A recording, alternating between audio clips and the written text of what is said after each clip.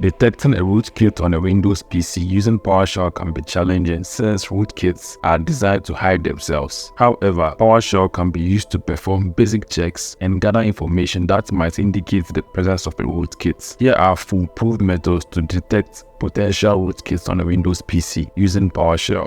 Type PowerShell in the search bar and open PowerShell as an administrator.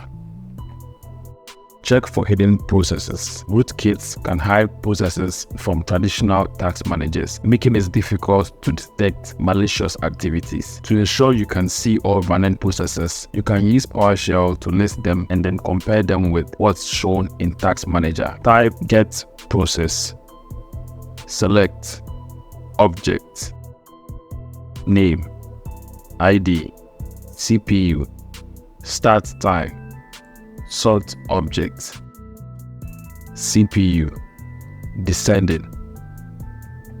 This command lists all running processes, displaying their names, IDs, CPU usage, and start times, sorted by CPU usage in descending order. Compare this list with Task Manager to see if there are discrepancies. To open Task Manager, press Ctrl+Shift+Escape key. Go to the Process tab and compare the list of processes with the one generated by PowerShell.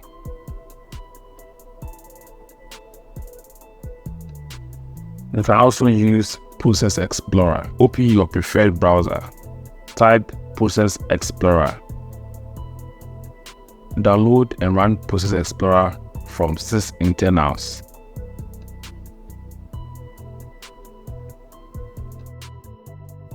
Download the latest version.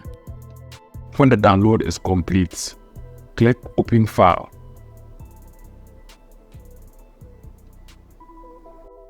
Select and run the application.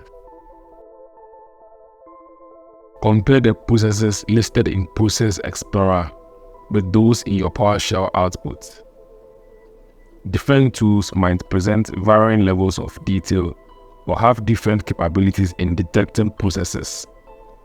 Cross-referencing Process Explorer and PowerShell outputs ensures that no process is overlooked, providing a more comprehensive view of a system activity and increasing the chances of identifying rootkit activity.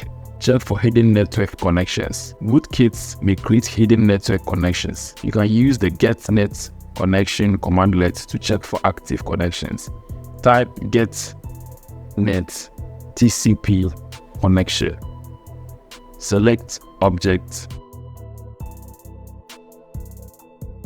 local address, local port, remote address, remote port, state.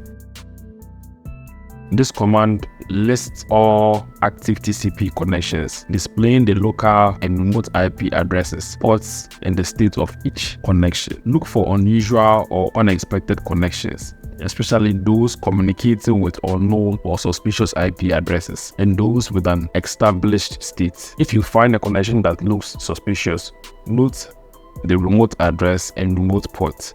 You can use online tools or services like IP lookup to check the origin of the IP address.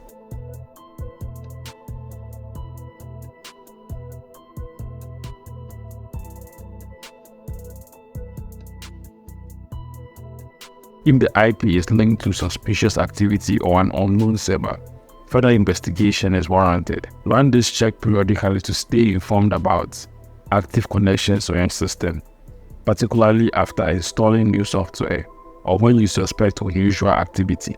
Check for hidden drivers. Rootkits and other forms of malware may install malicious drivers on your system, potentially hiding them from standard detection methods. To identify these drivers and scrutinize them for any suspicious entries, type get WMI object win32 system driver. Select object name, display name, state, path name.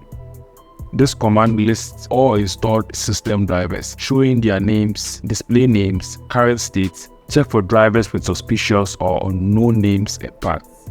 You can cross-reference with trusted driver databases online. Examples of trusted driver databases and websites are manufacturers' official support websites and device component manufacturers. If you find a driver that you don't recognize or that looks suspicious, search for its name or path online to see if it's associated with known hardware or malware. Scan for suspicious modules. Rootkits may inject malicious modules into legitimate processes. You can list loaded modules by typing get process for each object. Write output process modules. Select object, module name, file name. This command goes through each running process and lists all the modules loaded by that process, showing their names and file path. Look for unfamiliar or suspicious module names and paths. If you find a module that you don't recognize, search for its name or file path online to determine if it's associated with legitimate software or if it has a history of being used by malware. Check for suspicious scheduled tasks. Rootkits might create hidden scheduled tasks to maintain persistence. You can list scheduled tasks with get scheduled task. Select object, task name, task path, state. This command lists all scheduled tasks on your system, showing the task name, the path where the task is located. Look for tasks that you don't recognize or that run from unusual locations. If you find a task that you don't recognize, search for its name or path online to determine if it's associated with legitimate software or known malware. If a task is determined to be suspicious, consider disabling or deleting it after ensuring it's not essential to your system's operation. To disable the scheduled task, use the following command. Type disable scheduled task, task name. Replace task name with the exact name of the task, and task path with the path where the task is located.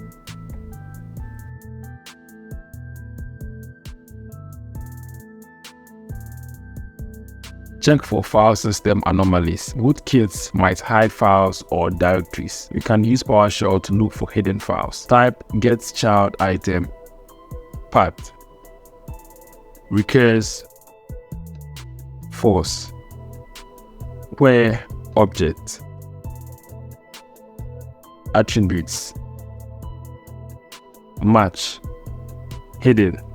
This command recursively scans the C drive and lists all files and folders with the hidden attributes. You can replace the C drive with any directory path. Look for hidden files or folders that seem suspicious. If you find hidden files or folders that you don't recognize, search for their names or locations online to determine if they are associated with legitimate software or known malware. If you identify suspicious files, consider using anti-malware software to remove them. You can also manually delete files. To delete the file, use the following command. Type remove item path,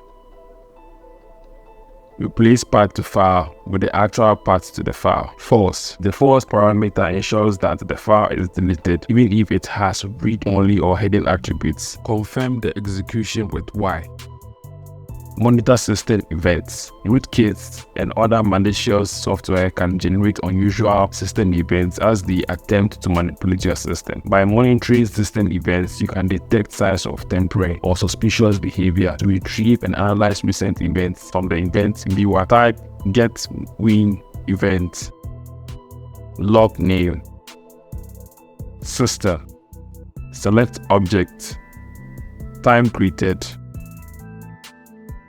ID, message, last 100. This command retrieves the most recent 100 events from the system log, displaying the time of creation, event ID, and the event message. Look for the system events that may indicate tampering or unusual behavior. Focus on events with IDs that are commonly associated with security issues, such as failed login attempt and service installation, potentially created by malware.